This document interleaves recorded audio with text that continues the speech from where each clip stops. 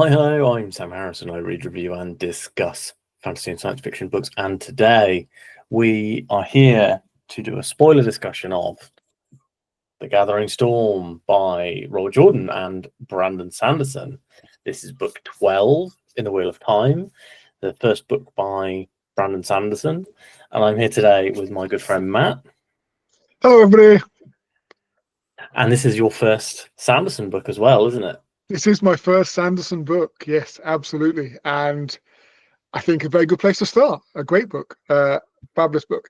And I mean, I'd be interested to see what your viewpoint is, because you've read a lot of Sanderson, if not all of Sanderson, pretty much. I think I've read every adult fiction book he's written. So yeah, and this is my first ever Sanderson. So we come from very different perspectives on the Sanderson body of work. I think I have to say, like, it felt pretty seamless, like from the previous book to this one. I thought the characters were all great. I didn't notice any like major shifts or anything significantly different between the characters. They all felt like a natural progression from the previous book. Well, obviously, except for Elaine, who we didn't see in this book. But you know, everyone else seemed great. We got all the nice little homage, little quirks of all of them on Sanderson of Jordan's writing that Sanderson has continued with, which I appreciated. I thought that was very, very good. And I think my only, and probably because I was looking for differences more than anything else. I think if I didn't know this was written by somebody else, it wouldn't stand out as in any way a different book to the others, I don't think. But because you're obviously aware that it's something different, I felt there was a couple of bits where I thought, and it was mainly around the more sort of horror aspects, which I think Jordan did really well, like the more sinister elements that we'd seen in previous books. Think about Stowe Harbor and the dead rising and the village disappearing and dragging the peddler down and things like that. And there's a few bits in this book where we had scenes which I felt sort of lacked some of that sinister aspect, where they could have had it. Like we had a guard basically combusting and melting away and setting a house on fire, and it didn't have the same sort of sinister impact. And the same, we had like a load of cockroaches bursting out of, was it Amanda's tent floor in the rebel camp, and we had the bit where they're in the White Tower and Lane, I can't remember. The one who was captured and locked in the cell, and the cell starts sort of melting away. Yeah. Leanne, isn't it? Is it Leanne? It could be Leanne. Yeah, Elaine's the other Aes Sedai in the rebel camp, where Amanda and Elaine, isn't it? Yeah. And I thought they were all good, but I thought they lacked a little bit of what we see as a sinister aspect. I wondered, in my view, whether it was around we didn't really see those scenes from normal people's points of view. We saw it from like the guy melting away. We generally saw from like Avienda's point of view. We didn't really get reactions of other people.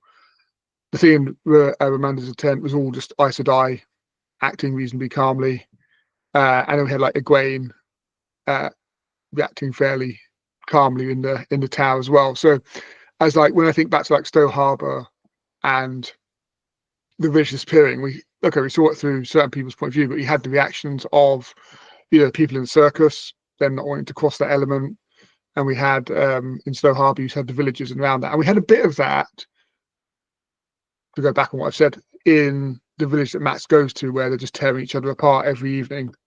And we had a bit of that sinister. But I think that was really, really good scene. But I think there's a few scenes there where I just felt didn't have quite the sort of sinister horror aspect that Jordan would put into his writing.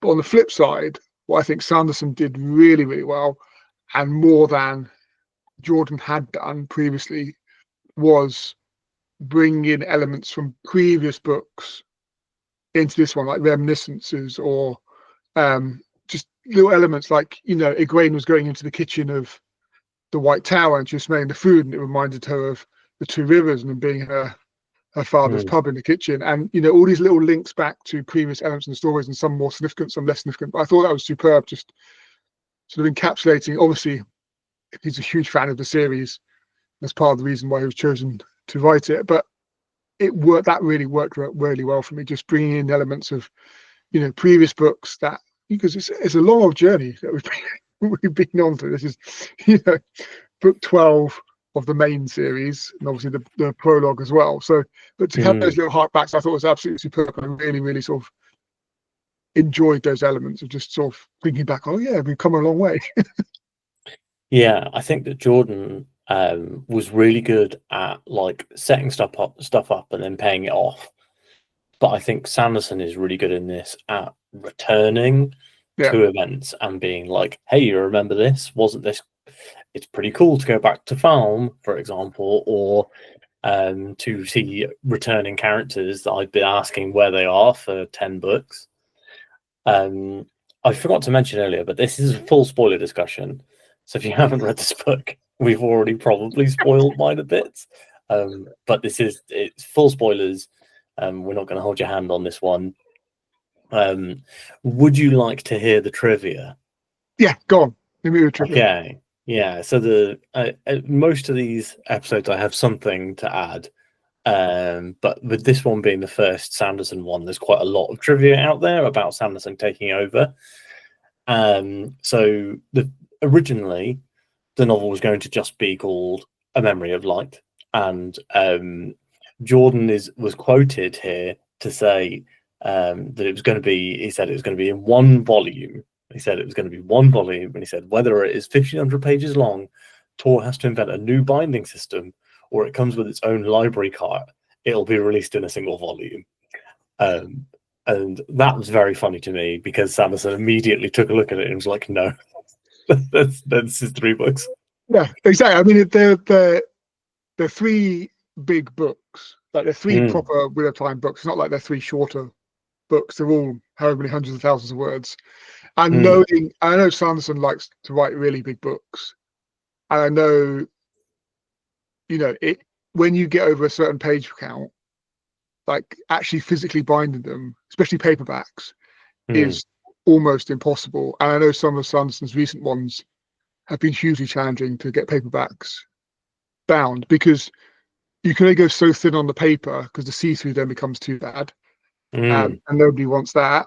So you have a certain level of thickness of paper, but then you just see the gluing and the binding just becomes more and more challenging, and those machines won't do it. So you'd have to build a special machine or do like have you seen the Nerd Forge video where she just created the big Wheel of Time? Yeah, or just get an individual person to manually do it. But yeah, it's just not physically possible. And like, yeah, I mean, I think I did listen to a little bit of Sanderson interview at some point, and he was saying like it is one book, but yeah, we had to split it into 3 parts because it's just enormous. And apparently, the book ended up being 1,120 pages, and it was actually an issue. They struggled to bind this book, let alone had it been 3 times as long. Yeah, and just imagine like your normal like B format paperback, how thick. Trying to squeeze it, try not to crack the spine, is just like squeezing it open. I've got my paperback copy of The Shadow Rising. It's really funny because the print is literally to the edge of the page. There's like 2 millimeters on all sides, and it is so thin. It's like a Bible. It's genuinely like an oddity of a book. Like I don't have any books that's anything like it. And just imagine Robert Jordan going like, no, 500 more pages. That's what we're going to do it. Yeah. Oh, man. So, some other fun trivia. So, Harriet Rigney, who was Jordan's wife, Robert Jordan was not his real name. So, Harriet, she chose Sanderson after reading his eulogy that was published on his website. So, Sanderson, the day that Jordan died, put up a eulogy that was like, Robert Jordan was hugely influential on me. And he said that one of the things that was influential to him in his writing was he was like, nobody can do this better than Robert Jordan, so I'm going to write books that are not like this. So he's like, I'm going to write books that are set in one place, that don't have this travelogue aspect. And he also put that he was scared to read Eye of the World because it was so long when he first saw it in bookshops. And I thought that's really funny. And also, one final bit of trivia that I found here was that Harriet wrote all of the chapter titles. So she did that for all of the Jordan books and Sanderson. So she continued to write the chapter titles throughout the whole series. It's quite funny because people bring up, they're like, oh, the chapter titles aren't as good as they were with Jordan, and then like the real fans are like, well, she actually wrote it's the same. Yes, the chapter titles are the same author writing the chapter titles. Oh, interesting. I didn't know that. That's very interesting. And Jordan had written the entire prologue for the final book, and he'd also written the final couple of chapters. But when they realized that it was being split, Sanderson made sure that one POV from each prologue was written by Jordan. Okay. One about the farmers in this one, which I think is quite interesting because, like you say, Jordan does have that tendency to give us a point of view of somebody who isn't important. Yeah. Whereas almost all of Sanderson's POVs are like, this is an important character in this scene, you know? Yeah, and I don't, I don't think there's any negative against Sanderson on that. I just think sometimes you got to come to realize how powerful, from our village characters at the beginning to how powerful our characters are now. How the ordinary person reacts to what they're seeing in the world is a fascinating insight to try and sort of ground the superpower of everybody else. Also, Jordan insisted the week before he died that he would finish the book. That's another fun fact. He continued to insist it and never. I think he eventually decided and was like, Harriet, find somebody to take it over. Yeah. I think it was really good as well that it was completely her choice. And she picked Sanderson purely because she read his eulogy. Somebody sent it to her, was like, oh, this is a nice eulogy from a fantasy writer. And she was looking for someone to take over. And she was like, send me one of this guy's books right away. And she read, I think she read Mistborn and was like, this is interesting. And one of the interesting things as well is that Sanderson's first couple of books are actually very anti-Wheel of Time. So the main character in Elantris is a lord, a prince who becomes a peasant. Okay. So kind of the opposite of Rand. And then the Mistborn is all about someone coming into this power and coming into like high society and stuff. It's a bit like Ocean's 11 / My Fair Lady, but with super magic. Okay. And that's set in a world where the villain has won, and they're kind of like the resistance. So it's almost like like he said, he's influenced the opposite way to write what isn't Jordan. And the funny thing is, he's really good at writing Robert Jordan. Like, I didn't notice reading that prologue that the farmers section was any different to any of the others. So he's done a great job. Yeah, I thought he did a great job. And as I said, I think if I hadn't known it was done by a different author, I would have accepted it was done by Jordan, I think. Absolutely. It's interesting. So I had heard that previously people had complained about how his writing style wasn't as high quality prose as Jordan. Okay. And I don't feel that personally, having just read this one. No. And people also say that Sanderson also said he was like, I'm not going to try to copy Robert Jordan, but he's going to kind of do it his own way. And I think that whether he was or wasn't trying to copy Robert Jordan, he's done it. Like he's fully approximated the style, which I think serves him really well. Yeah. So you said you loved this book. I did, yes. I also loved this book. I like sped read it in like 6 days, which is very quick for me at the moment, and absolutely loved it. And I think the thing with Sanderson, and this is your first Sanderson book, but you may be aware of the Sanderlanche. Yes, I'm aware of the terminology. Yes. And he absolutely nailed it in this one. I feel like I took like 6 days to read the first 500 pages, and then like 2 days to read the second 500 pages. Yeah, I thoroughly enjoyed this book. I thought, this is very much an Egwene and Rand book, but that works well.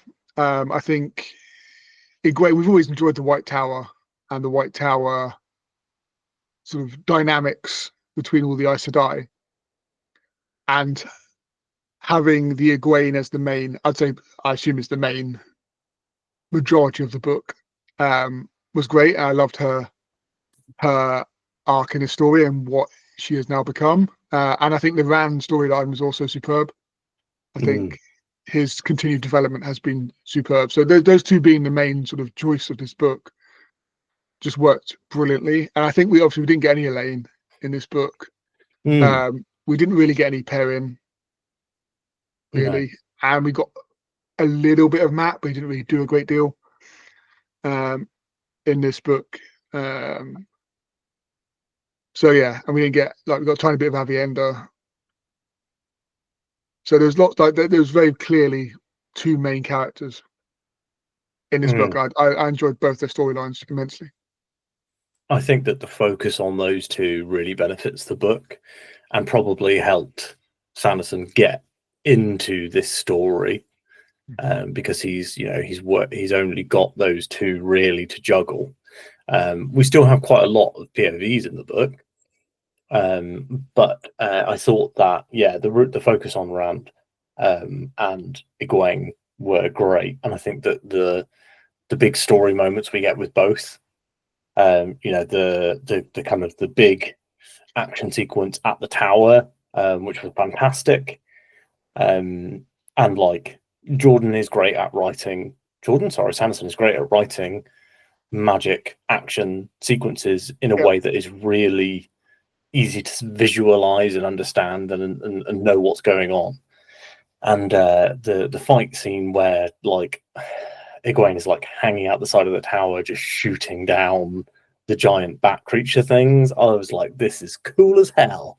Yeah, and that was epic. That was truly, I was one of those, I was like, oh my god, this is so epic, this is so good. Like just sort of stood there by herself, standing out the massive hole in the tower, just blowing Torakan out of the sky. Just like, oh man, this is amazing. Because she circles up with a ton of the novices, doesn't she? She's like, basically, give me the juice and stand around the corner. Yeah, because she's still taking fort groups, so she can only like channel very thinly by herself. So yeah, she does a circle with like loads of novices, and then she goes and gets like the most powerful Terangrial she can find in the tower to like boost even more. It's just like this immense, just like superpower, just destroying most of an army single-handedly. That's just it was an epic scene. But then she had some really good scenes throughout this book. Like, her, like, obviously we had, she was captured previously, and we're having all this like trying to sow dissent within the tower as a novice, but as the Armelin Sea as a novice,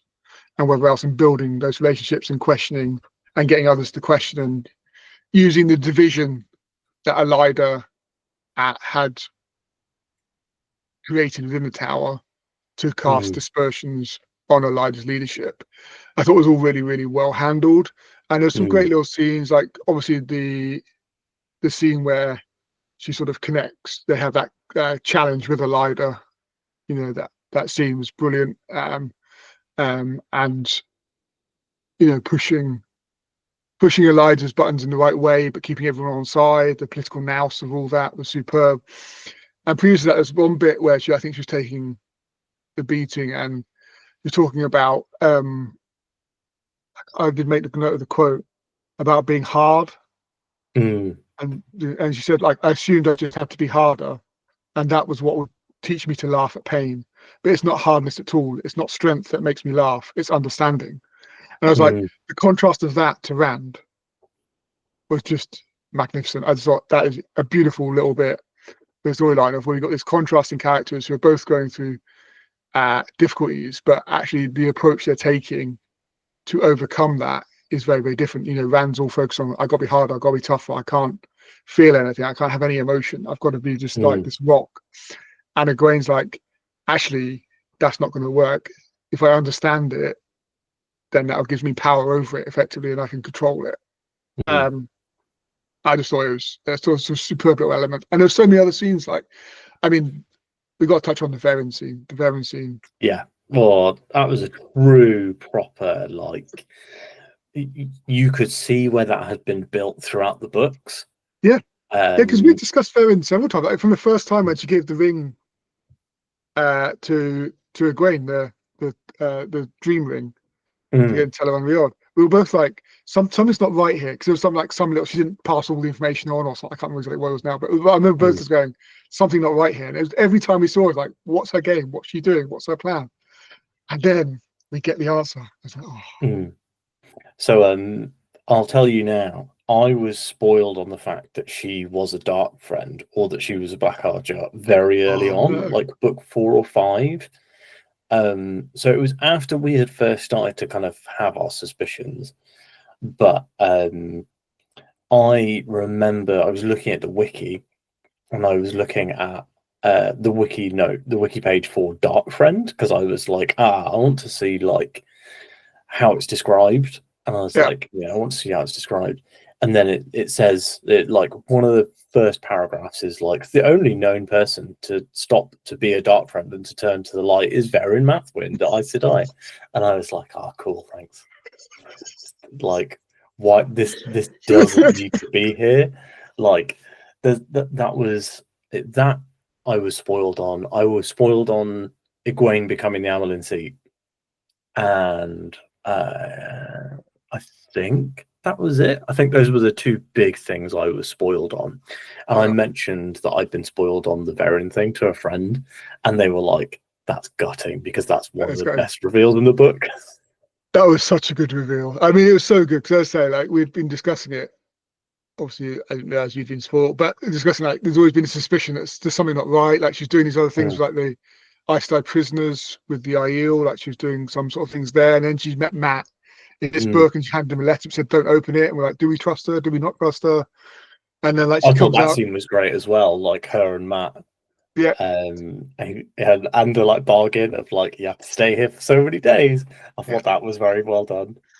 So it was so good. And like, and then like the bit where she goes, you know, your dress is green, or whatever else, and just like a blatant outright lie, just superb. And like, and the moment like Gwen goes like, what's she talking about? It's not green. Like, oh my god, she lied. It was just brilliant. And then it was just like, you know, but then like the heroism of Varen to be the only person to go, actually, I can either die or become a dark friend. And if I become a dark friend, I can gather information, because I'm a brown, and that's what we do. We pass on information that's been useful. And like, used to Aes Sedai now, sort of like, how do I wheedle out of this contract that I've signed? And the only way is if I die like immediately afterwards. So she basically just takes poison and then just spills her guts to Egwene and passes on her notebook, which is like incredibly thorough, as you'd expect with Varen, where she's identified the vast majority of Black sisters within the tower. I was just like, what a hero. And then obviously, you know, she has to commit suicide to do it. Just like, I mean, the negative of that is that, you know, you can't, if you just die, you can't escape the Dark One. But even so, what heroism from Varen. We've been so suspicious of her for so long. She seemed like she had all these ulterior motives. She seemed like she was doing machinations behind the scenes, and she was, but they were for our benefit. Yeah, she was a double agent in the really smart. It was just we've not had anything like that in the series so far. We've had a lot of like, secretly these guys were dark friends characters, like Elsa Penfell, who portrays Rand. I thought that she was a well done betrayal, because she's been obsessed with Rand. And it turns out that the obsession is that she thought he had to live to see the last battle so that he could be killed by the Dark One. Like, she was like, this is my interpretation of the prophecy. Like, he has to get there to die so that the Dark One can win. And I was like, that is very cool, and like a really well done and thought out reasoning for that character, such a minor character, but it really stood out. Yep. And then to see it done so well with Verin, and like that scene in particular is great. And then like Egwene has to spend the night with her corpse in the bed, which is insane. Yeah, so actually just sleeping, don't worry. Yeah. Yeah, exactly. And then she's obviously just trying to decipher the books and the codes and, you know, so much information. Oh, it was just superb. And then we have the huge battle with the Sean Chan, which again, epic. Like Sanderson does that really well. We know Jordan could write a good battle scene, but I thought Sanderson's battle scene was superb. Yeah. Thoroughly enjoyed it. I enjoyed seeing it from, you know, we got Egwene's point of view and her plans and what she was doing. We got a couple of other sisters sort of in the basement doing their thing as well. And then we had, you know, Swan and Bryn and Gawain coming in to rescue Egwene. Gawain finally becoming interesting again. Swan continuously still making fishing metaphors. Like Sanderson obviously wrote these books and just writes down like fishing, circles it 3 times in red pen. Genuinely brilliant. I laughed every time that there was a Jordan joke in this book. Like every single time there was like a Jordan joke, I laughed. I laughed at crossed arms under her breasts. The first time that came up, I was like, brilliant. Genuinely funny. Tying your braid. You know, just like always. I like the first time. Sorry to go back to Matt. But the first time the horse thief turns up. The first I can't remember, it was like 3 or 4 sentences are just like how fat he is. Like at one point, he's like describes it. It's like amazing how things travel so fast. But it was like a melon with feet. It's so brilliant, and the fact that I think I remember reading it and messaging you going like, "Don't worry, we're safe." Vannon's been on the page for 1 sentence and he's been called fat 3 times. It's like a single page is called fat 3 times, and I was like, Sanderson knows exactly what he's doing. He's got that voice of that character. And the interesting thing is, I'd heard that he wasn't good at writing Matt. That was the big criticism from all the mega fans who weren't massively satisfied with Sanderson, who were like, it was a good ending, but you know, these were my problems. The big problem people have is that he doesn't write Matt very well. We didn't really get to see that this time, but I thought that the chapters that he did write with Matt were good, and they felt like Matt's voice. Yeah, I didn't notice anything. I think the chapters worked well. They were still humorous. I think also like the supporting cast probably played a lot in that. Like I forget who the Lord is with Matt. Telmanus, yeah, he's great. Know, just he was great. His like sarcastic wit of just taking the mick out of Matt just worked beautifully. So yeah, we didn't get enough Matt really for me to cast any aspersions on. But I didn't notice anything on Sanderson's writing. But yeah, so talk about Egwene. Sorry, I got sidetracked with Bill there. It's genuinely hilarious that we've talked about it every time, and literally the first time he's on page, I laughed out loud as I was driving, and I was listening to the audiobook, and I was laughing so much at it while I was driving. So funny. Oh, so good. It was brilliant. I just had to chuckle away to that. It was so good. But back to Egwene. Yeah. So yeah, the huge fight with the Sean Chan, which I thought was superb. Bryn becomes Swan's warder and husband. Nice. And husband. That relationship. I enjoyed that bit where he's like, "I've got one thing. If you make me your warder, you have to do one thing." She's like, "Fine, whatever." And he's like, "Marry me." I thought that was very well done. Yeah, I enjoyed it. I've enjoyed their relationship over the last few books. I think that's worked well. And we know Jordan's strong point isn't the romance relationship side of it, but I thought this Swan and Bryn worked fine for me. Yeah, it worked fine for me. It was slow enough build to work well. So then they rescue Egwene. She doesn't want to be rescued because she feels like she's on top. They don't know that Elida's been captured by the Sean Chan. I love the fact that every bad Aes Sedai gets their comeuppance in some way. They either end up generally as Sean Chan, Dakavel. You know, I just love that. That's brilliant. Damane. Is it Damane? Okay, that's Yeah, because they're called Marath Damani when they're unchained. Oh yes, yeah. Damani. So Dakavale is the it's the the butler. people who wear white, who's like the servant slave. Yeah, they're like that's what Doman is Egyanin's Dakavale, isn't he? She took him as Dakavale and then was like, actually, I'm in love with you, so don't worry too much about it.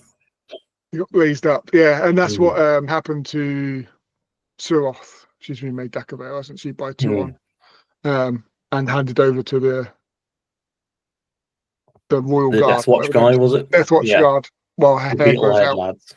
Yeah, while her hair grows out. So yeah, but then the White Tower, the sitters that are left basically go, well, there's no other choice. We have to make Egwene Armland. She's the only one that can unite. And that process actually, still worked really well for me. Like, Egwene's political now sort of going, actually, we need the Reds on side. We can't do this without the Reds. And then she releases the missions of novices. Thank you. She was great. I really liked her character in this book. Yeah, that's the only one who stands out. Yeah, I thought she was brilliant, and she's the only one that stands up to Elida really, and was going to get heavily punished for it. And she makes her keeper. Number 2 keeper. Thank you. I'm really struggling with words at the moment. Her keeper, and there's a lot of words in this book to bring the Reds alongside. She repaints the blue Arger into the floor. I just thought all of it, and then she gets all the rebel Aes Sedai to basically apologize for rebelling, even though she was the leader of the rebellion. I just love the whole dynamics of rebinding the White Tower together, and her speech, about how strong they'll be together. I just this whole bit of Egwene was superb, and it was a beautiful payoff for all the diplomacy and all the stuff that's been going on. I just thought excellent work job. She absolutely nailed her character nailed everything in this book. Like, she doesn't really put a foot wrong, but it's all very believable. It all comes from the experience that she's had in the previous books, and the spending time with the wise ones, to then spending time as the rebel Amyrlin, kind of under the thumb of the Hall, and how she kind of works her way out of that. I thought Shirian being revealed as Black Arger was really well done, and Egwene's reaction to that as oh, she was my friend, not just she was my number 2, blah blah blah, but she was her friend. Well, let's be sure, Egwene did remarkably well when you think that she had Shiriam as her keeper and Helima giving her head massages, a dark friend and a Forsaken, spending a lot of time with her. It was not ideal. Thank God Swan was there to keep on the straight and narrow, but not ideal. So, but then we got the other bit was obviously we've still got the Gawain bit. I'm not sure where that's going. Obviously he's going to become a warder to her at some point as well. But yeah, and he's fine. I don't really care, but he's just a very good swordsman. I don't really. I liked his chapters on the assault on the tower. I thought were interesting. I really enjoyed his perspective, being part of the tower guard, the leader of those younglings, and then kind of rebelling as well to go to Elaine. Even though he was very minor, he only had a couple of POVs. I actually really enjoyed all of them, and I've never really liked Gawain or Galad before. I've always thought they were a bit whatever. Galad is the other one as well. He's the White Cloak one, isn't he? He's now kind of head of the White Cloaks, but they seem to be splitting because he killed the other guy, didn't he? He killed the Torturer guy. Was that in the prologue for this, or was that the Knife of Dreams? No, that was the Knife of Dreams prologue. Yeah, this prologue we had Missima. Yeah, brilliant. It definitely felt like that. Jordan was this Missima thing's been going on too long. Sanderson, sorry. Has been this has been going on too long. File just murders him in a forest. Yeah, what I like though, and one bit that we say in that, and I don't know whether it's going to go anywhere now, but they says that Missima is we get his point of view, and he's but the Dragon Reborn told me to kill Perrin. He came to me in a vision. I was well, presumably that's not Rand. So is he just completely lost it and gone Is he senile. mad? Or was Or is that it Moradin? Or was it Yeah. Moradin? Yeah. Is it Or Moradin? Demandred. Or Demandred, yeah. I think more because there was a little bit in there about Moradin looking kind of like Rand. I can't remember which of the Forsaken makes that observation. Maybe Grandale. Anyway, there's some like commenting. I was like, well, maybe it was like Moradin who came to him, and so actually he was an unwitting dark friend, professing as the prophet of light. But I still have a theory in the back of my mind, or an idea, that the Dark One is a previous iteration of the dragon, and that that maybe he's also one of the Forsaken, or like is in some way, because we've got Shida Haran running around. He's the like mega murderer. Yeah. And then I just feel like there is another revelation. I feel like there's a revelation to come about the Dark One, and it can't. I feel like it's been too many books and too much about this character for the Dark One to just be a malevolent force. I want it to be a person. I want it to have personhood. You know, I'm waiting for something, and I had the idea. I had the idea ages ago. I was like, it would be really cool for a character like Aram to end up being like the leader of the Dark One's forces in the last battle, or like a general. And I had this idea. I was like, well, we know everything's building to the last battle, so is Jordan building up characters to be like lieutenants, generals, like sub bosses to be handled to keep the story flowing in that chapter, because that chapter is 9 hours of audiobook. It's 400 pages. So in order to keep that story going, we do have to have milestones. Like, people have to die. Yeah. And it's not going to be Matt Perrin or Rand or Elaine or Egwene or Nynaeve. So who's going to be? And I was like, is he building up these like opposites? So he's building Perrin to be somebody who abhors violence, and he's building Aram to be like this violent creature. And then obviously that didn't happen because he was killed in Knife of Dreams. But I was dead certain. I was like, this is going to happen. I was like, Mazrim Taim's going to be the villain for Rand. And I was like, everyone's going to have their own villain. I was like, everyone's going to have a sub-cat boss to fight. Okay. And I was like, going to happen. But it obviously isn't now. So I have no idea what he's doing. And I'm very excited. I mean, I was thinking about this last battle as well. Like, the Horn of Valir. What is that going to? Is Matt going to blow that again? And the final battle. What does that mean for Brigitte? Yeah, Brigitte. Will she see her lover of many generations? Yeah, I can't remember his name now. It begins with a G. Yeah, I can't remember his name. Like Gaedon Carl or something like that. Yeah. There's so much, and this is why we love the story. There's so much to ponder and to question and to theorize about, because there are so many options still. Like, how it's all going to play out. And I think I don't think there's anything really to say maybe else other than Rand. Is there anybody else we haven't covered? Should we go? Yeah, I think it's shifting over to Rand. I think like I said, one of the things that I wanted to talk about a lot was killing Mathema in the prologue. We've gone through that. And let's all talk about the most important returning character in this book, Hurin. Hurin is back. We spent an entire book with Hurin. We spent all of book 2 with Hurin. He had so much page time. He's so important in that book. And then we never see him again. And Sanderson is like, there was that guy we never saw again.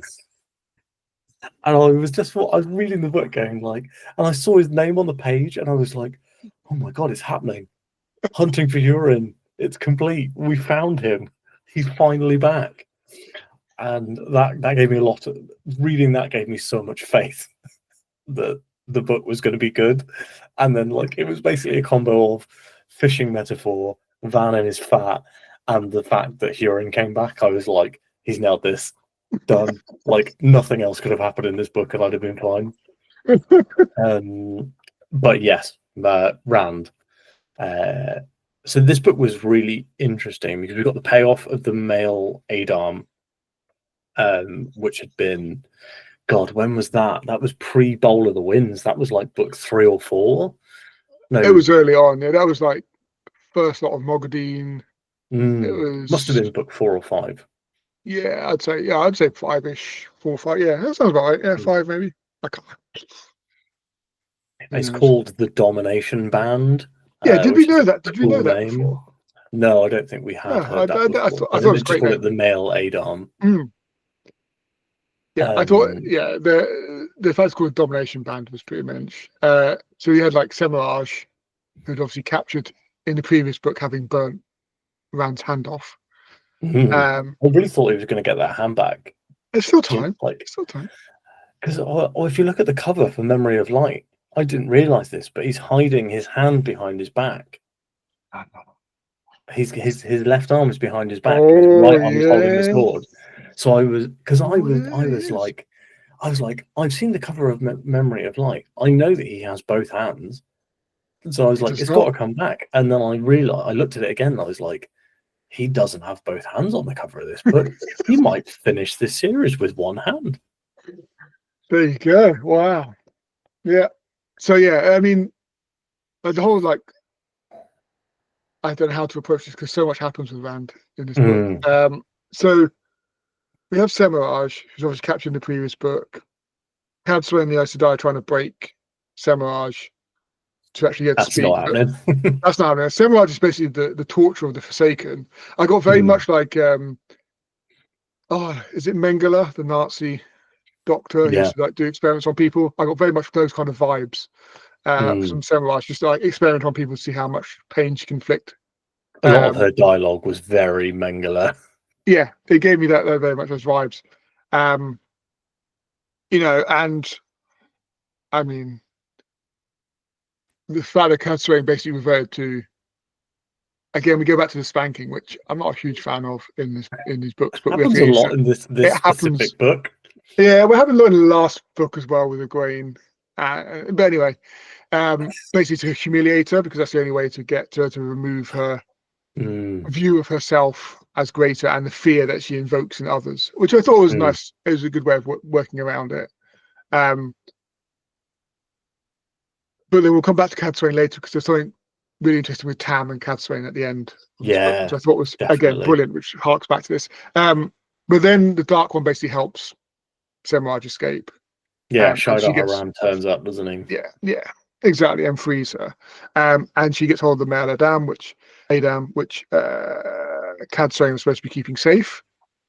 And interesting, Cadsuane's been experimenting on herself as well. Like she put a female Adam on herself to see what happened, to help someone else help her get free. So that was really interesting. I thought that was quite curious. I've got a lot of time for her as a character. I think she's great. Her like hairnet of jeweled terangreal that makes her just a complete magical badass was brilliant. I know that this is, many books ago this was revealed, but like she already had a really interesting vibe as a character, and getting that explanation being like, oh yeah, well that hair jewelry that was just like a cool accessory, no, that makes her incredibly powerful. Great. And yeah, the willingness to put the Adam on to see what it's like, very smart. And also that she talks about how she's the oldest Aes Sedai in the world, and I was like, that's just kind of cool. Yeah, but not the oldest one power wielder. Because of the kin. The kin, exactly. So is that woman Rowena something who's like 700? Like some ridiculous age, yeah. But then she was saying she wants to use the male Idam to see how it works, because she needs to know how these things work to be able to defend against them. Basically, I thought that was interesting. That was sort of an interesting approach. And then obviously Semiraj gets hold of it and gets it on to Rand, and that whole scene was brutal. Brutal is the right. I was trying to look for the right word. Brutal is the right word. Yeah, that is. And of course, Rand vaporizes her with the true power connected, which is the true power comes from the Dark One, and it's only, I remember that the Dark One has to like let you use it. You have to he bestows it almost. So my theory on this was like, is this the Dark One trying to corrupt Rand, or is this like because of Moradin? So he's got that connection to Moradin from when they crossed Balefires, and is he now able to draw on the true power? Because that would be something very interesting for the last battle. It means that he can't be chained up with something like the domination band. Rand is always, he's not going to be caught like that again. Yeah, and I think this led to a lot of things, because I was thinking about we've obviously discussed this Mount Adam for a while with regard to Doman was supposed to drop it in the ocean, obviously failed. But because there's still the prophecy of the Seanchan that Rand will bend the knee or submit to the Crystal Throne within that, and I thought the Adam would play a part in that at some point, but presumably they have 5. Yeah, they have more, but the fact he can or has been able to currently hold of the true source, and I think it is. My assumption was that it was because of his connection to Moradin, who's actually Ishmael reincarnated, which we found out in this book. Yeah, he's the first? He's the one that Rand kills. No, is he? He's not Balsamond, is he? He's not the first. No, he's. I can't remember where he gets killed. I will Wikipedia it shortly. But I really liked the whole scene. I wonder if it's actually the political nous of the combined Rand that is I have to kneel to the Crystal Throne to get the Seanchan on side, because when we get that fantastic scene that's all from Tuon's point of view, where Rand is this barely restrained force of nature, that was absolutely fantastic, and maybe my favorite non-big fight in the book. Yeah, I can see that, and I think what's interesting is from this point in where he touches the true source or the true power, whatever we call it, then Cadsuane and Tuon sees it as well, because we know Tuon must be able to channel or be able to learn to channel as well, because she can hold the Suldam. They see this darkness around Rand, this aura around Rand, which I assume is connected to him having pulled on the true power, the Dark One's own power. Then, and it seems that rapid descent, not necessarily into madness per se, but into just to the bottom of the pit. I wouldn't say it was there's a level of despair rather than madness.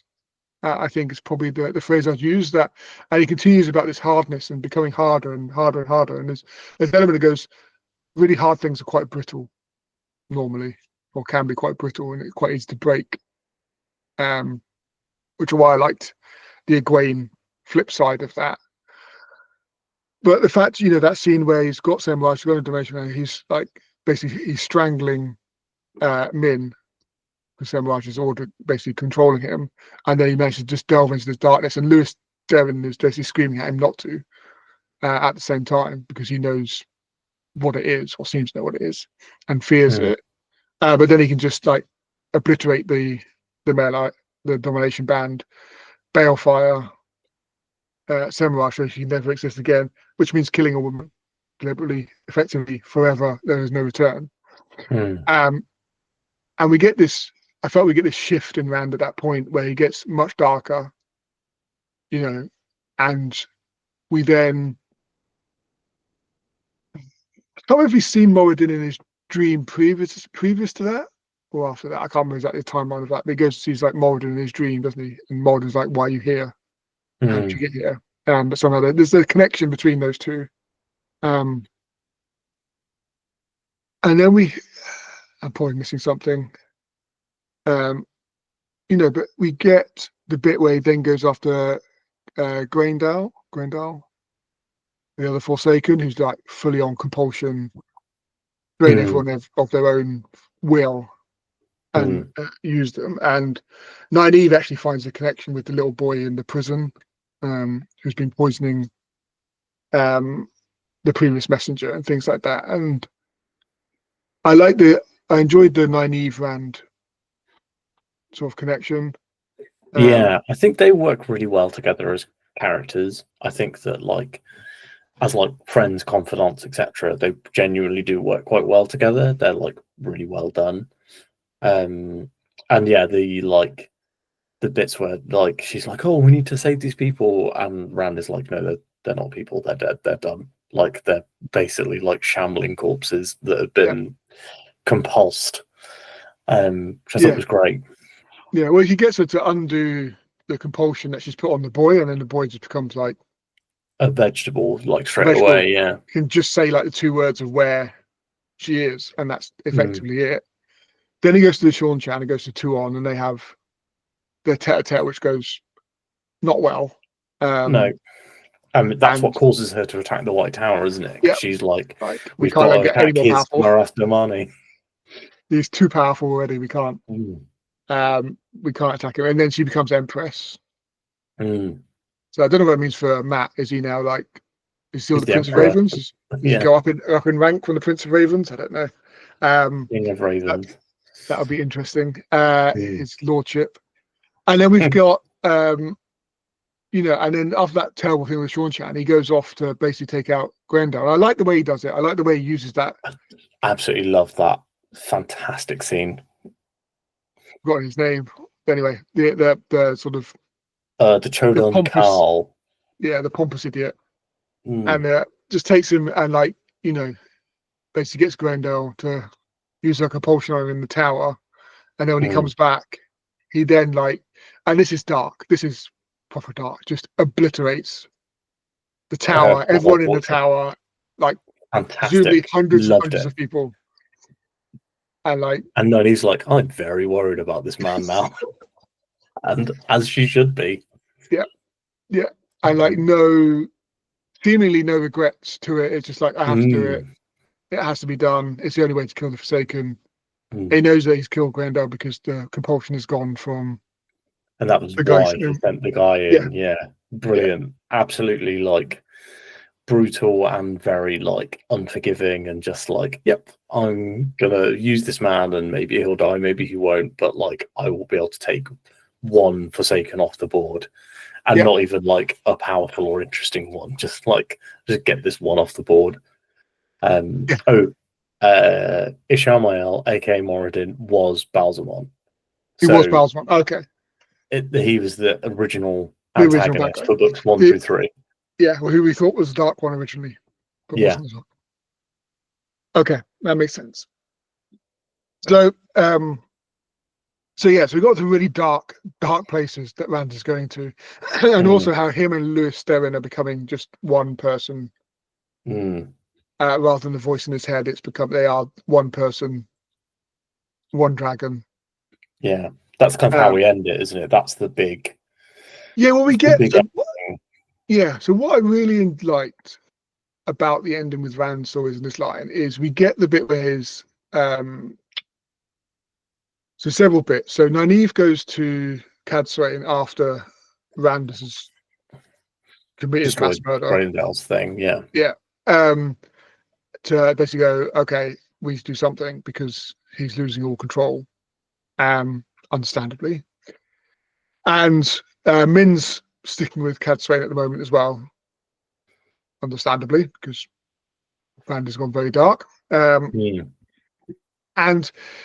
we get that there's a bit about Min still trying to investigate and read her books, and there's a bit about 3 become 1 and Calendar, the sword, and Rand sort of giving up on the sword and is using the key that gives him absolutely immense power. But we know that to use the sword effectively, he has to enter a circle with 2 women, and that means they are in control, or one of them will be in control rather than him.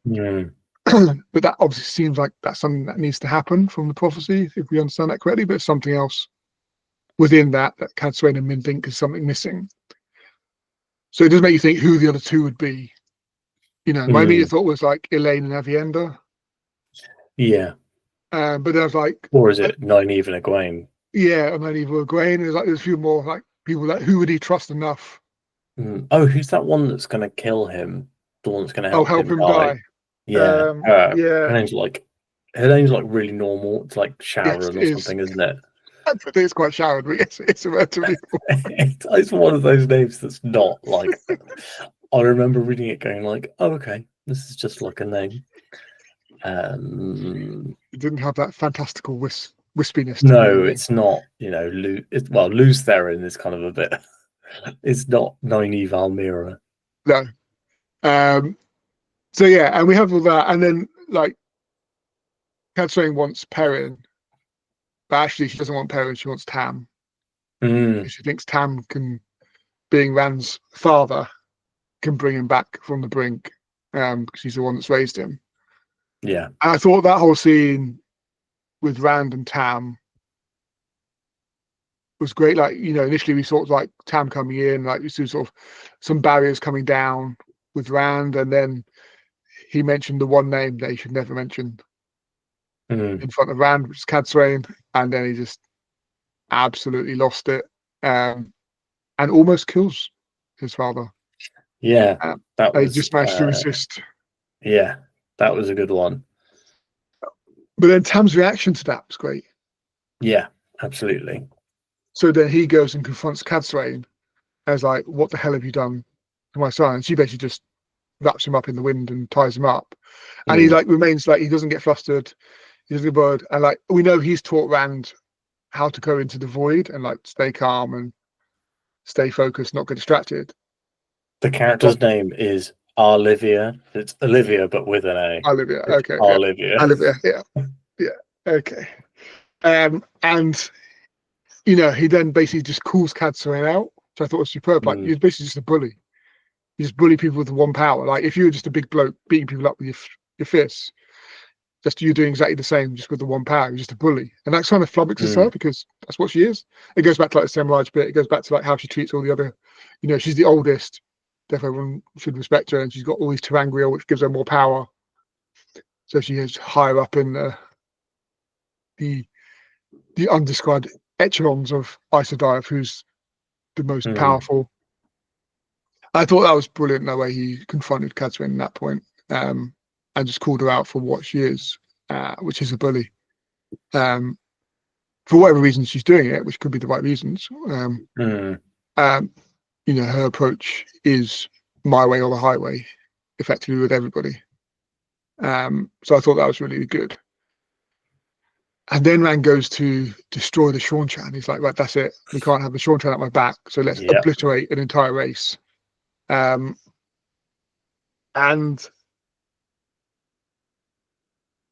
it's quite his reaction to seeing what Shawnchan occupation looks like and how the people are affected, compared to what his effective occupation looks like and how people are affected, is really, really good contrast. Because you see him go, he goes to Ebo Dar, isn't it? And like, people are starving, he can't feed them, and basically he just leaves them and goes, "Well, I've got to the last battle. There's nothing I can do now. The food's rotting. You're on your own, guys." Basically, because I've got bigger fish to fry. And then he goes to, I can't remember where he goes now. Anyway, wherever the Shawnchan are, I forgot what city he goes to. But is it in Altara? Maybe. Anyway, and they're like, you know, people seem relatively content with their lot. They don't seem to be hugely protesting or upset, or people's life seems to be going on relatively normally. He goes to where Matt was, doesn't he? Matt was with Tylan. That's where he goes, but I can't remember where that is. Well, I can't remember where it is now either. It's not going to mind. But then he's like, "No, I have to destroy everybody. I can wait for him to be out." And he pulls on one power, but obviously makes him sick and feel like he's going to vomit. And then people are actually like caring and worried about him, and like, he's like, strangers are like, "Are you okay? What's going on?" He's like keeled over in the street. He's like, "Well, I can't just obliterate normal people effectively." And then he goes straight to the top of Dragon Mount. Yeah. Where Lewis Terran Telamon died, having created Dragon Mount. And has a moment of reflection with himself, or Lewis Terran, whoever you want to do it. And I thought that was like the I don't know, I haven't got the quote written down the quotes, but the quotes and discussion about Rand basically going, what's the point? It's all pointless. Life is pointless. He considers destroying the world, doesn't he? At that point, he's like, "Well, I've got the children, Carl. Like, I can destroy the entire world." Yeah. He's like, what's the point? Because the pattern just churns us out and brings us back in, and we just repeat over and over again, and we get churned in and churned out again, and there is no benefit to it. So what's the point? Let's just destroy everything, because that's where he's gone to. Is like the pit of despair, his harshness. And it's actually Lewis Theron, or Rand in a voice, whatever it is now, who comes to him and says, actually, there are points. Look, we can do it right this time. There's love in the world. We can do it right. Let's, and sort of brings him back. And then he sort of destroys that power. The one, he destroys so he can't use it anymore. Yeah, so he can't use it anymore. Well, no one can use it anymore. Because the female one was destroyed when they did cleanse the Sidene. But the male one survived, so he destroys that. So now, presumably, he has to go back to Kalandor to use that. But he laughs. He laughs.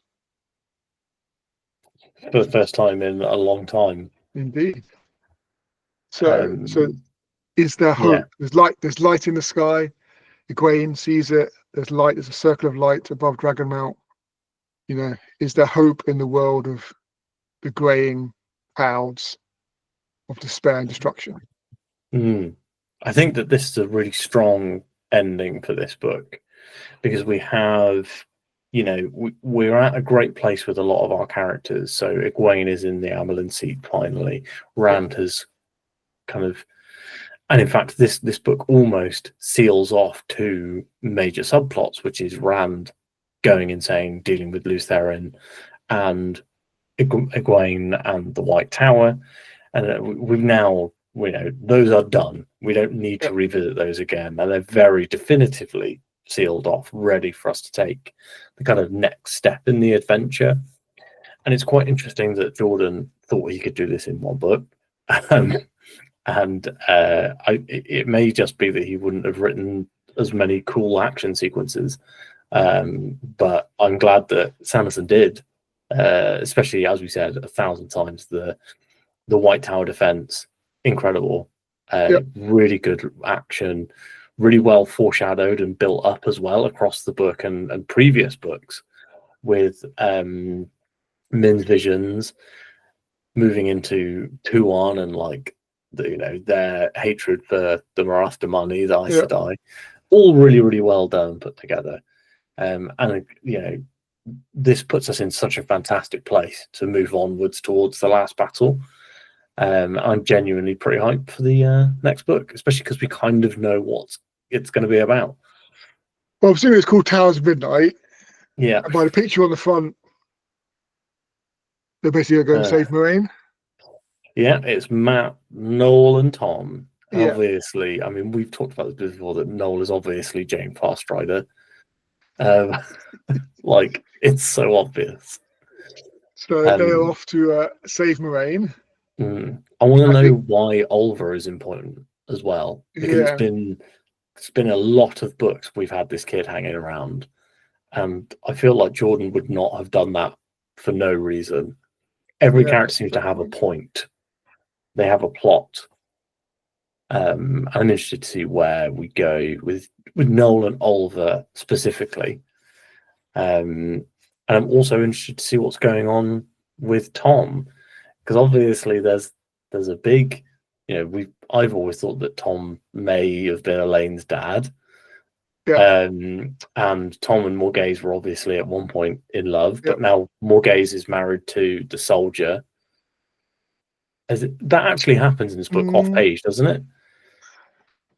I feel like they get married off page. Like, it's referenced that, like, Fael's like, these two need to go and get married, or something like that. Possibly. They certainly talk about it. I don't know if they actually get married or not, but they talk about them being married, or becoming married, or whether it's actually happened or not, I'm not 100% sure. Interesting to reunite a lot of these Andoran characters like Gareth Bryn, Tom Merrilin, Morghese, and see what's going on.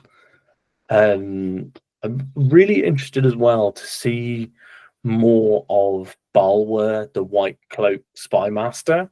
I think that he was really well sparingly used by Jordan, and I hope that Sanderson continues to do interesting stuff there.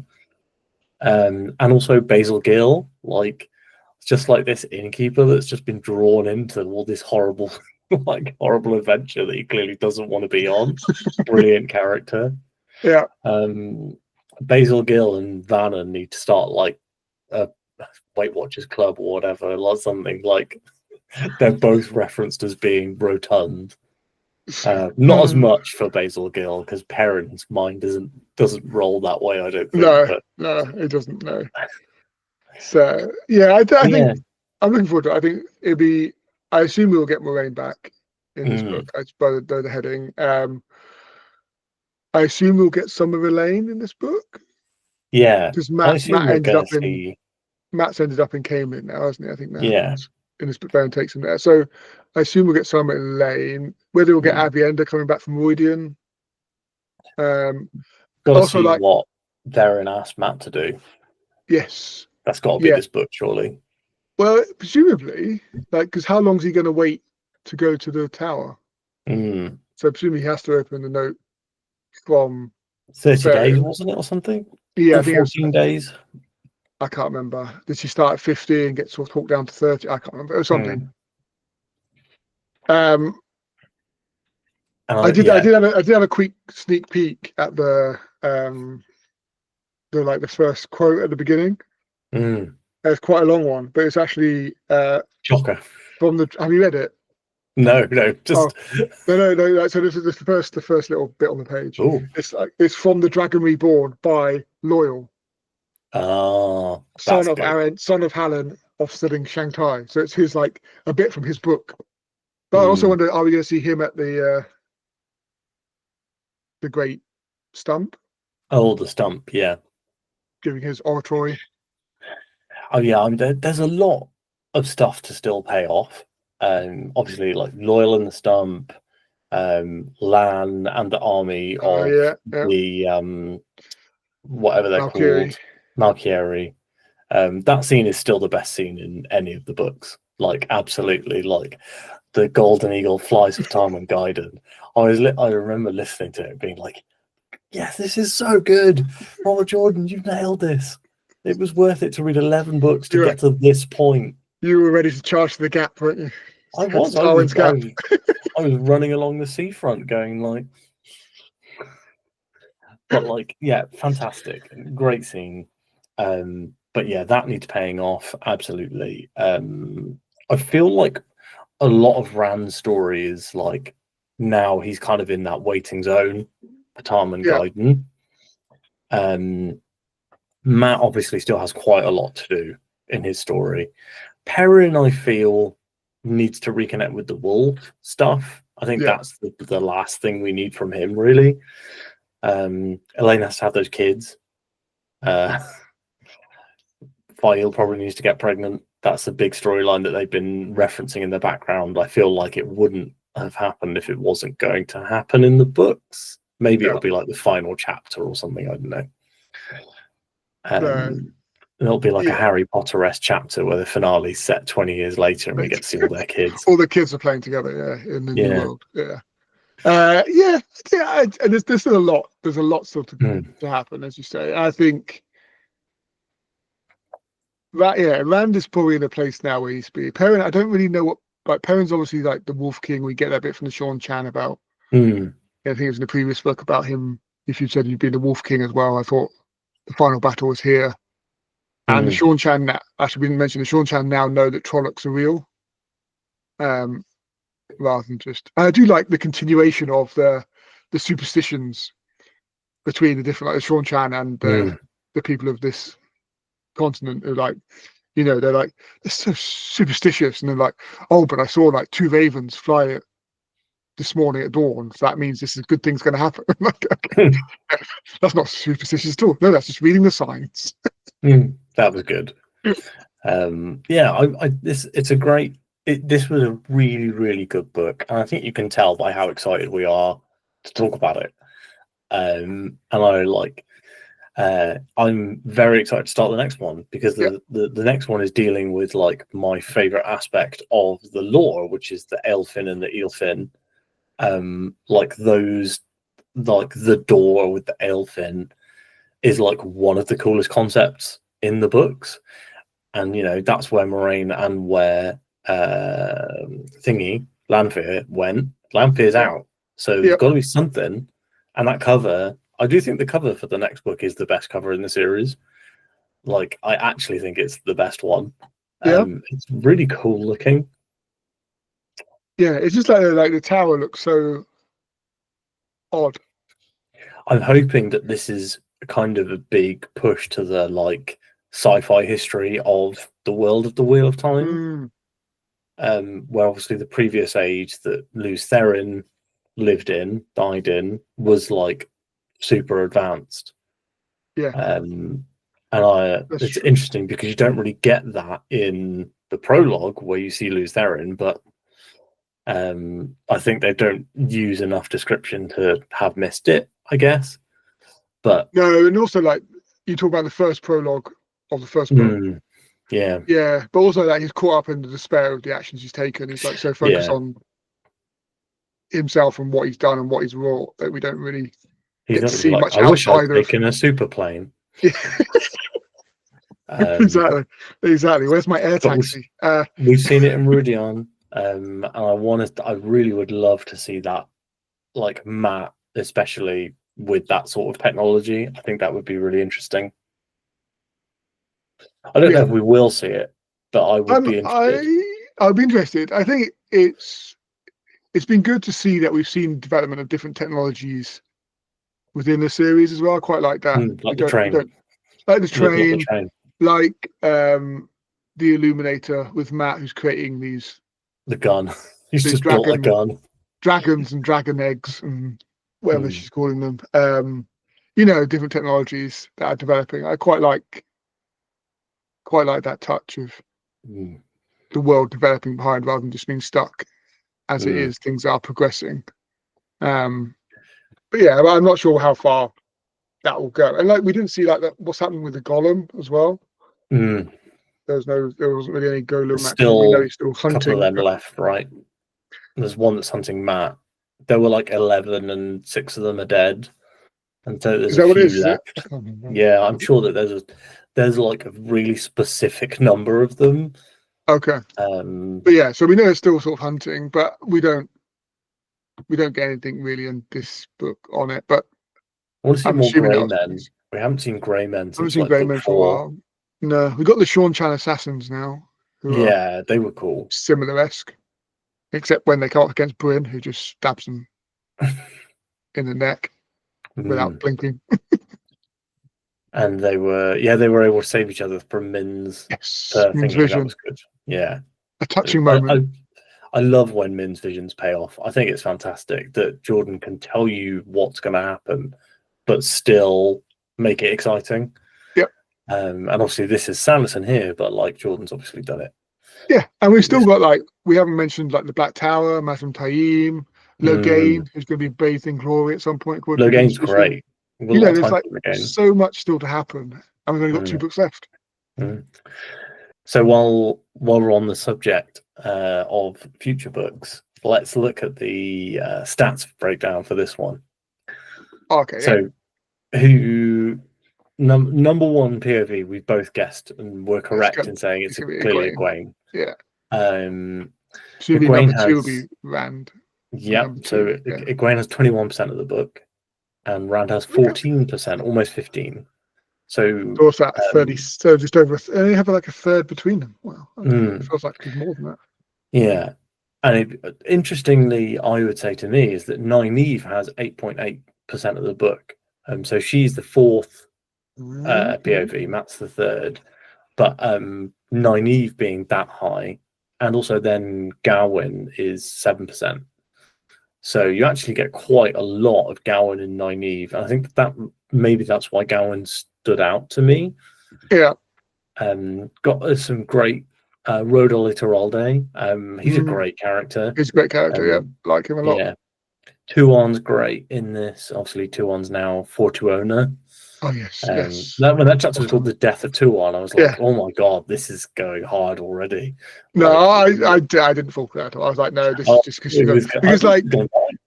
no, I was pretty sure it was just like this was going to be a name change because like she has to like leave behind because she hadn't released the veil, she was still veiled or whatever it was.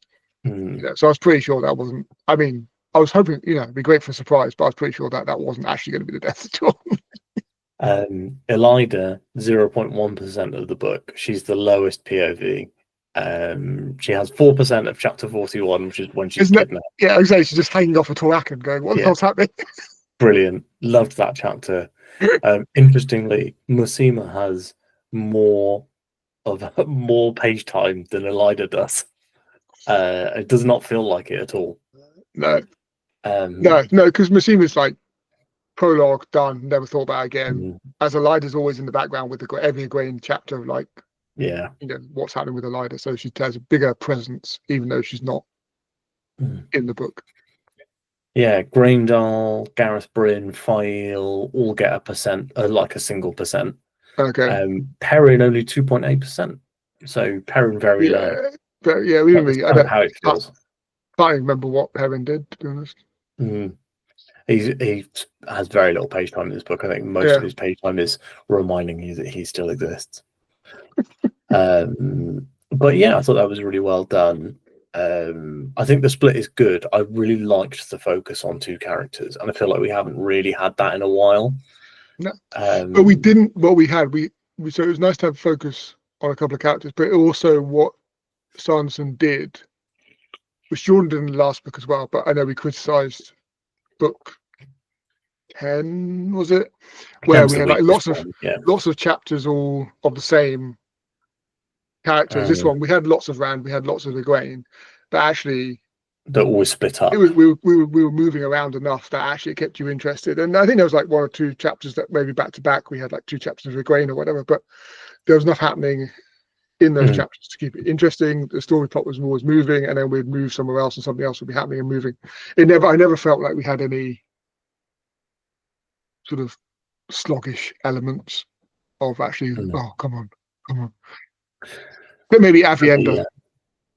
Or pouring water one drop at a time from one bucket to another with a finger. It was nice to spend more time with Avienda again after been so long.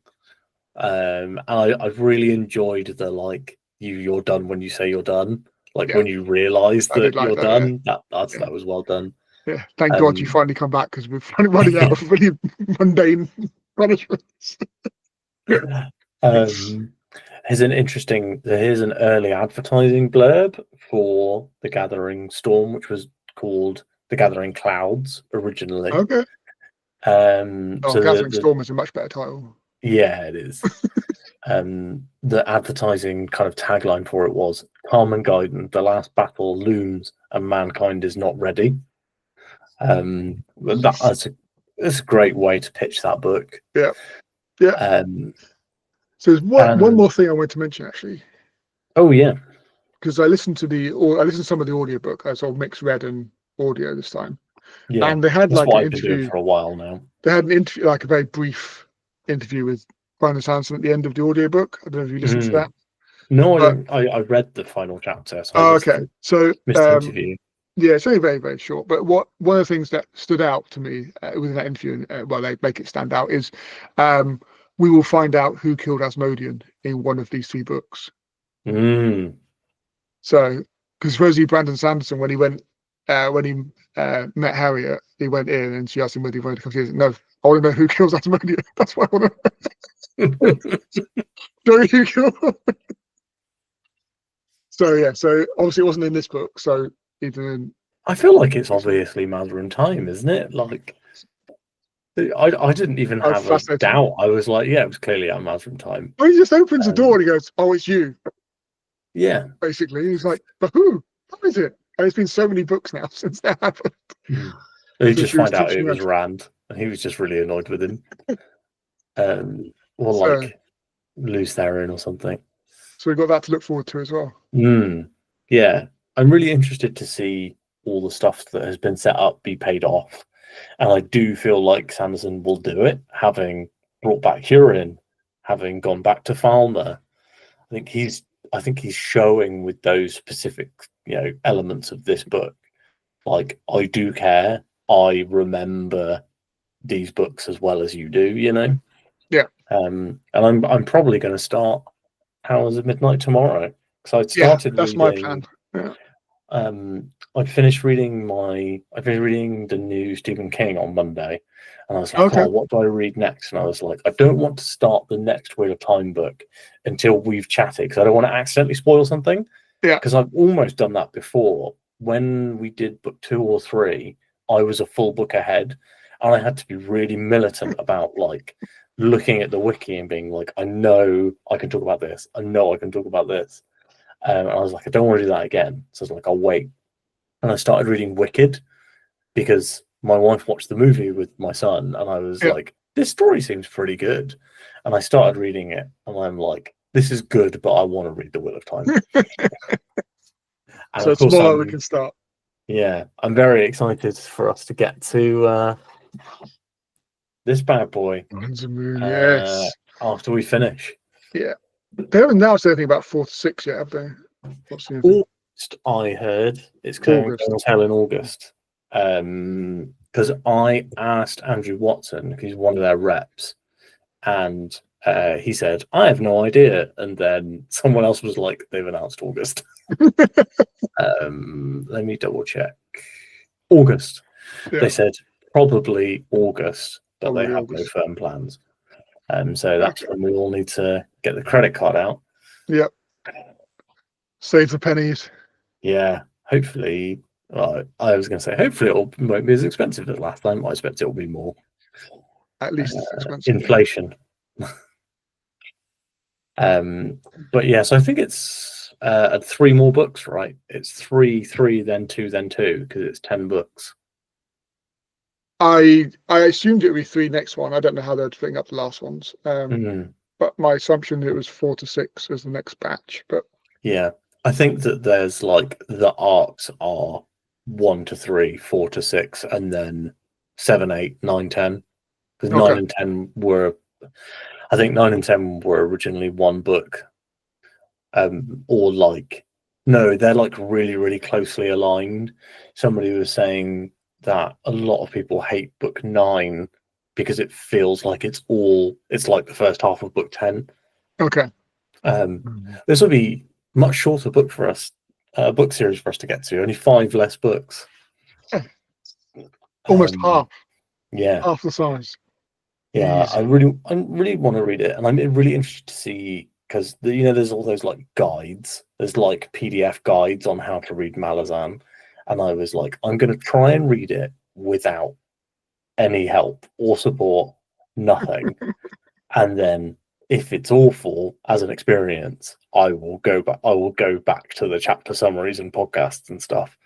But I'm like, I just want to leave it and try and have the same experience people had when they came out. Yeah, I've really enjoyed with the Wheel of Time reading them and then going back and looking at all the trivia and stuff to bring up on these episodes. So I'm like, should do the same thing. That's what I'm going to try and do. Yeah, I think that's a good way of doing it. Try and go open mind and see how much we understand. It's very sad that they have cancelled the TV show though for Wheel of Time, because I'm imagining that the White Tower assault and being like, this would be better than anything in Game of Thrones. Like, think about how like bombastic and massive that could have been. Yep. I saw Joshua Swarovski, who plays Rand, was like, I have heard from the producers that they're shopping the show around to other networks. I think Apple would genuinely nail it, because they don't have a fantasy show. They have a ton of sci-fi shows, but they don't have a fantasy. So like, if they wanted that, the Wheel of Time is I think the best fantasy show on TV. So the problem with Amazon is that they were always going to be like, well, we have the Lord of the Rings. Yeah, the Rings of Power and all that, don't they? Yeah. Even though Rings of Power does worse than Wheel of Time, like in the ratings and stuff. Yeah. But anyway, let's let's move on. We'll talk to you guys in like a month's time about Towers of Midnight. Maybe if we finish it sooner, maybe we'll talk about it sooner. But I can see us finishing it sooner. I can imagine, because I'm obviously going to start tomorrow. I can imagine finishing it and being like, I really want to read the next book, the last book right now. Yeah. And like we're like, oh yeah, we're going to read one a month. And like, yeah, we've read 3 in June. Sorry. We're now finished. Come the beginning of July.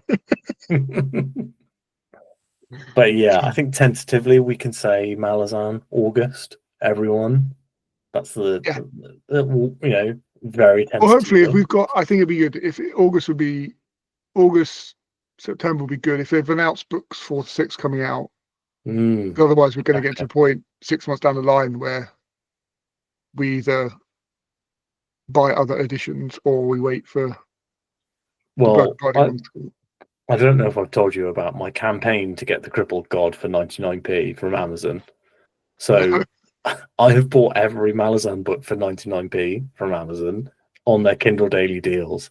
Right. I added them all to an Amazon wish list, and every time one comes up, Amazon emails you. And I was like, right, bye. I have had one book, just the Crippled God, on this one Malazan wish list for like a year and a half, and it has never been 99p. And I refuse to pay more. I've got 9 books for £9. £9, like £8.98 or whatever, is all I've spent on these books, and I am not spending £9.99 on one book. They're not going to get me. I'll get it from the library if I have to. But I do own all the books, so I'm ready to read the entire series if need be. Maybe we could have a break after book 3 and read a different series and come back for 4, 5, 6. We'll have the whole of Rift War by then, or Memory, Sorrow, and Thorn. I really want to read Dragonbone Chair. I've been holding on to it for no reason. I've got those as well. Yeah, it's definitely on the list. Anyway, we should wrap up.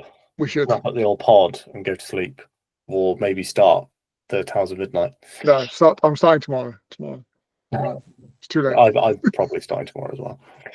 Thanks so much, everyone, for watching. Thank you to Matt, as always, for turning up and reading the book and being very entertaining, hopefully. My pleasure. If entertaining or not, my pleasure. If you have liked this video, please make sure to like it. If you have read this book and would like to chat to us in the comments, we do read the comments, we do answer the comments, so please drop down below and tell us what you thought of The Gathering Storm. What's your favorite bit? What's your least favorite bit?